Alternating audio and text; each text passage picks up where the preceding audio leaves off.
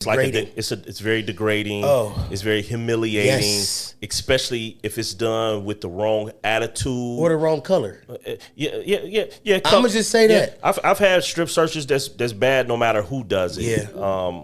For sure. And if it's done a certain way, it can do something to you. It can harden you because that's going to be the result of it. It may make you angry then. It may make you feel less than. It may make you feel a lot of things. Yeah. But the result of that is going to be a hardening. It is. And what happens is, right, because we cannot take that aggression out laterally, right, we often take it out horizontally. Yeah, absolutely. So when you get back to that cell, somebody getting there, something going down because I got these emotions in me that I can't process on who I want to process them on. Yeah, you go to a visit to see people that you love the most. You get strip search going in, and you get strip search coming out. Crazy. So sandwiched in between is this beautiful experience where you're actually able to connect with your family, your friends, your loved ones. But right before and right after, you're feeling less than the person that you have to show up as in that visit. Yep. And especially if they've taken a visit from you or didn't let you go to canteen or it was some weird something shakedown and now you're like, it just kills the energy of that week of being or whatever you're doing, right? So I also heard in your story, right? So for my audience who doesn't know, right, what were you wrongfully convicted of? I was convicted of first-degree murder and felony firearm, which comes with a natural life sentence without the possibility of parole. So that was my sentence. A friend of mine was murdered, and detectives set me up. So my wrongful conviction was a very intentional thing. It wasn't some mistake. It was very intentional. Yeah. So I seen there was 13 Brady violations. Yes. Inside the case. Talk about that a little bit more. Talk about how they how they put the case together with Van Natter. What's his name? Van Natter. Tell him I ain't Talk to me a little bit about that, juice. man. How that case was put together on you. There were many Brady violations, but all of the things that was determined by the Conviction Integrity Unit, which is a unit within the prosecutor's office, the Wayne County Prosecutor's Office, was either things that they withheld and didn't turn over, which is a Brady violation. It is. If you hold information, especially things that can be helpful to me, like if I was able to show the jury this, the jury probably wouldn't have believed your case. So you didn't turn over that information to me. And then the other things that they did was either manufactured to where witnesses testified the way that they wanted them to testify.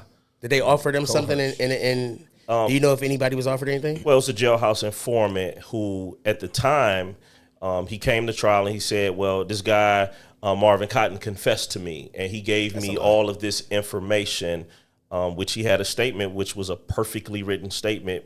And I say perfectly written statement because it looked like it was written by somebody with a law degree. A master's degree. Absolutely, in law. You know, they knew all of the things to say.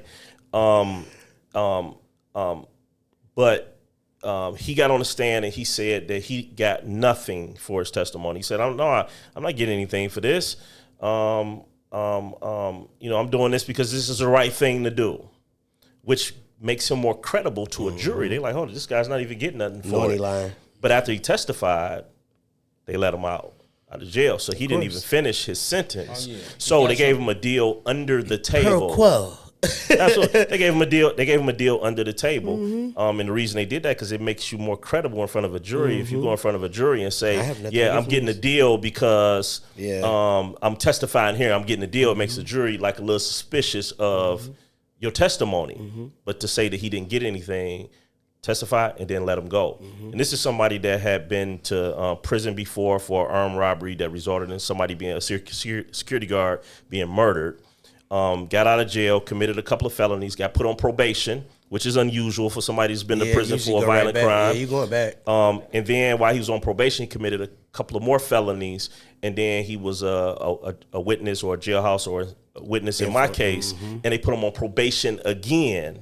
And then he went on to do it multiple times after that, and constantly got probation. So there's a problem here in Michigan and around the country to where 60% of wrongful convictions have a jailhouse informant in it. So you got 60%. So it's one of the top 5 and always have been one of the top 5 contributing factors for wrongful convictions, which is jailhouse informants. And the crazy part about the 60% is 100% of them, right? Self-preservation is always going to be the first rule of law. I don't care if it's only 60%. That 60%, 100% of them are going to put themselves first. But if it comes between you going to jail and me. Sometimes it's not even the jailhouse informant's idea. You have detectives that keep people like, hey, absolutely. Hey, I need you for this case. Oh. So it's not always the jailhouse informant isn't always the initiator. Right. They're just on payroll. Absolutely. There's an article that was done in Detroit called Jailhouse Snitches, How the Detroit Police Set Up Young Black Men. It's an article, you can Google it, and it's multiple jailhouse informants in there, and some of them are telling how they were being able to be used by these different detectives. Huge story. And it doesn't happen as much because there's been a lot of exposure, but I'm sure it still happens. And there's still a lot of innocent people that's locked up in prison that needs to be out now that was convicted by jailhouse informant testimony. So let me ask you, with the history of your conviction, how does it shape your approach to just the being an advocate for justice for wrongly convicted criminals? I probably wouldn't be doing what I'm doing now if it wasn't for the experience that I've had. Okay. That's a fact. I knew nothing about wrongful convictions or, even coming from the neighborhood, people that was locked up. I can't remember writing anybody a letter. Now I'm writing letters, answering calls, sending money, PayPal, doing commutation packages, parole packages, helping people get jobs when they get out of prison, helping them get their life in order, helping them get therapy, helping innocent people get out of prison, traveling around the country doing advocacy work. So I wouldn't be doing any of those things had I not seen what I seen and experienced what I experienced. And in The Wizard of Oz, at the end of the show, when they peek behind the curtains, and they see they just peeked behind the curtains and they was able to see. Now imagine living half of your life on stage and then the other half of your life behind the curtain. I spent 49% of my life in prison for this crime that I didn't commit. And being behind the curtain, I was able to see why prison reform is necessary. Yes. The corruption, the trauma that's packed on top of trauma, packed on top of trauma. Yes. And the court system and the appeals court system and how it just doesn't work. 22 appeals, 21 denied. Shit. Sorry. So I didn't mean to cuss that loud, but hey, Jesus Christ. It's warranted. Jesus. It's warranted. It should be outrage. It should be outrage to the system. You went 21 times to show them. 22 times. They lied. Yeah. Well, and they said no. And I worked my way. At that point, God be doing. Cause what? Like, dude. Baby, I didn't do it. I said I had not done it, okay?